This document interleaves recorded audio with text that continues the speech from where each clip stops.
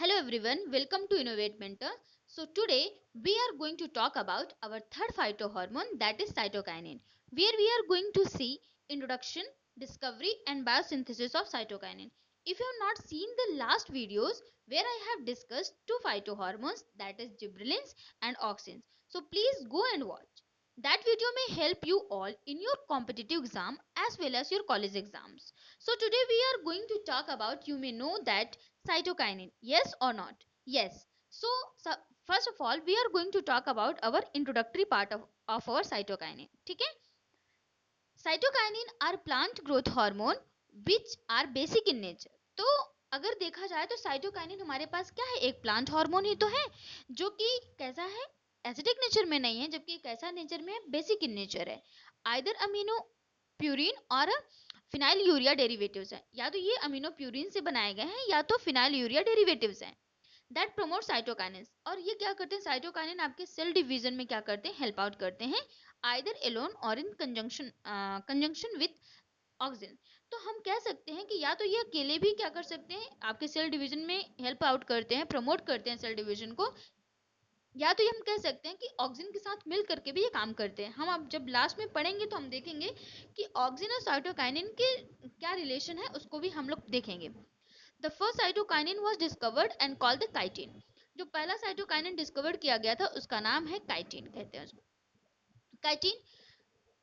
Chitin was discover Carnitine does not occur naturally, it is the synthetic hormone.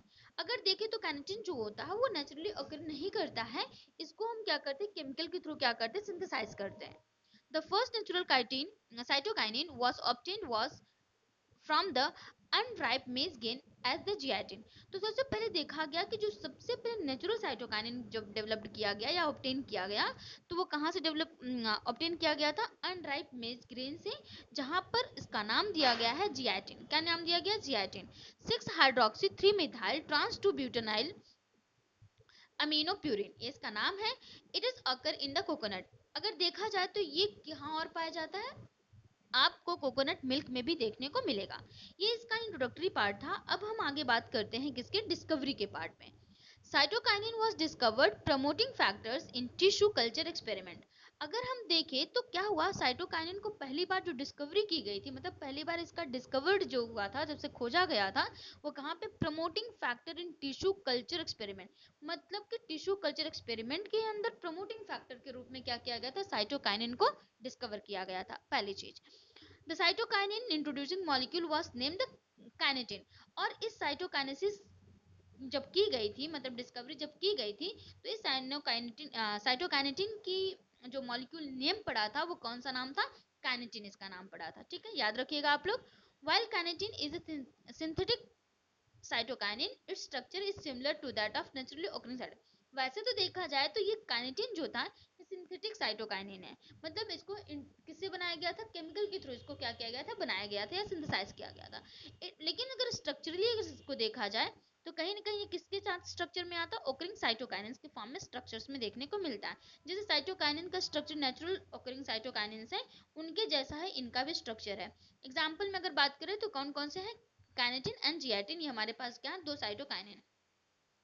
अब हम आगे बात करते हैं अपने बायोसिंथेसिस ऑफ साइटोकाइनिन, जहां पर आइसोप्रिनॉल हमारे पास पाथवे का यूज किया गया है. ठीक है, तो हम थोड़ा सा इसको डिटेल देखेंगे, देखिएगा आप लोग, अच्छे समझिएगा. देखिए हमारे पास सबसे पहले है एटीपी एंड देन एडीपी है. हम सबसे पहले बताते हैं कि अगर एटीपी मिलेगा तो क्या बनेगा, देन एडीपी के साथ मिलेंगे. एटीपी मिला, फिर डीएमएपीपी मिला, डाई मिथाइल एलिल फॉस्फेट. अगर ये दोनों मिलते हैं तो आइसोपेंटाइल ट्रांसफरेज के प्रेजेंट में ये क्या बन जाएगा, आईपीआरटीपी बन जाएगा. क्या बन जाएगा, आईपीआरटीपी बन जाएगा, जिसका फुल फॉर्म है आइसोपेंटाइल एडेनाइन राइबोसाइड्स ट्राइफॉस्फेट बन जाएगा. उसके बाद किसकी प्रेजेंस में, CYP735A साइटोक्रोम 540 मोनो ऑक्सीजनरेज के प्रेजेंस में क्या बन जाएगा, ZTP बन जाएगा. क्या बनेगा, ZTP बन जाएगा. ZTP का फुल फॉर्म क्या है, ट्रांस जियाटिन राइबोसाइड 5 ट्राइफॉस्फेट, ये बनेगा. उसके बाद क्या बन जाएगा, जियाटिन बन जाएगा. अगर एटीपी है तो भी क्या बन सकता है, जियाटिन बन सकता है.